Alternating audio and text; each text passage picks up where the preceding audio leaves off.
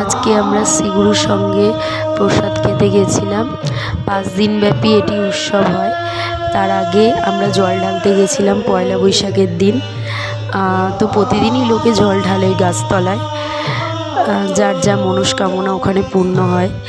তো কেউ যদি কোনো মানত করে তো পয়লা মাতৃসঙ্গের দিন ওখানে শাড়ি দেওয়া হয় মন্দিরে, তো ওই গাছতলায় যারা যারা ওই শাড়িগুলো দেয় গাছে দেওয়া হয় এই শাড়িগুলি।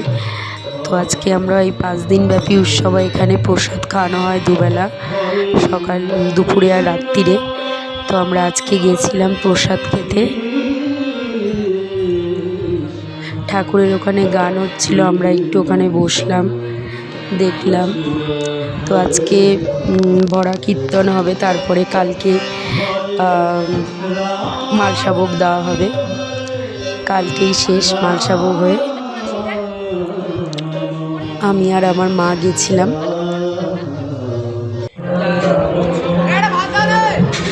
তো কী কী প্রসাদ খাওয়ানো হয়েছিল আজকে: ভাত, ডাল, আম দিয়ে ডাল, আলুর চোখা, সোয়াবিন আলুর তরকারি, পায়েস, এইসব খাওয়ানো হয়েছিল আজকে। প্রসাদ খেয়ে আবার আমরা এখানে এলাম। প্রচুর হাজার হাজার লোক এই উৎসবটাতে মিলিত হয়, সবাই আসে পাড়ায়। এবং শ্রীগুরুর সঙ্গে যারা দীক্ষিত তারাও আসে এখানে,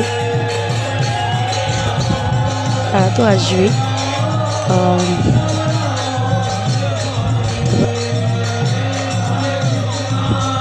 তো আবার দেখি, চেষ্টা করবো আজকে রাতে যাওয়ার। যদি রাতে যাই তোমাদেরকে আবার দেখাবো।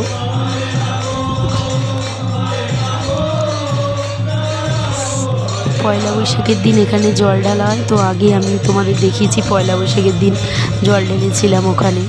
তো এরকম কোনো কথা নেই যে যারা দীক্ষিত তারাই ঢালতে পারবে, ওখানে সবাই ঢালতে পারে, যার যার মনের বিশ্বাস তার কাছে। তো আমিও গেছিলাম জল ঢালতে আজকে। এখানে প্রসাদ খাওয়া হয় প্রতিদিন হাজার হাজার লোকের। তারপরে এখানে গান হচ্ছিল ঠাকুরের সামনে, ঠাকুরকে ভোগ দেওয়া হচ্ছিলো বলে ওখানে ঠাকুরের পর্দা টাঙা ছিল। অনেকক্ষণ লাইনে দাঁড়িয়ে আমরা প্রসাদ পেয়েছি। তো ওখানে সবাই লাইনে দাঁড়ায়, পুরো পাড়াটাই এই উৎসবটাতে মিলিত হয়। 5 দিন ব্যাপী উৎসব। তো যেদিন জল ঢালতে গেছিলাম প্রায় প্রতিদিনই বলতে পারো আবার শরবত দেয়, গুড়, বাতাসা, লেবু দিয়ে একটা জল। তো ওই ভিডিওটা আমি পরে শেয়ার করবো। তো কালকে আবার যাবো, কালকে এটাও শেয়ার করবো মালসাভোগের ভিডিও। আমরা ওখানে পুজো দিয়েছি। আজকে সারা দিন রাত আর কি ঠাকুরের গান হচ্ছে, আমার বাড়ি থেকে শোনা যায়। বাড়ি থেকে ওই 5-10 মিনিটের মতো ডিস্টেন্স, বেশি দূর নয়। তো ভালো লাগছিল ঠাকুরের ওখানে। আমার একটা বছরের অপেক্ষাই, প্রতি বছরই এখানে আসা হয়, যবের থেকে জানি বা ছোটোর থেকেই আসি বলতে পারো।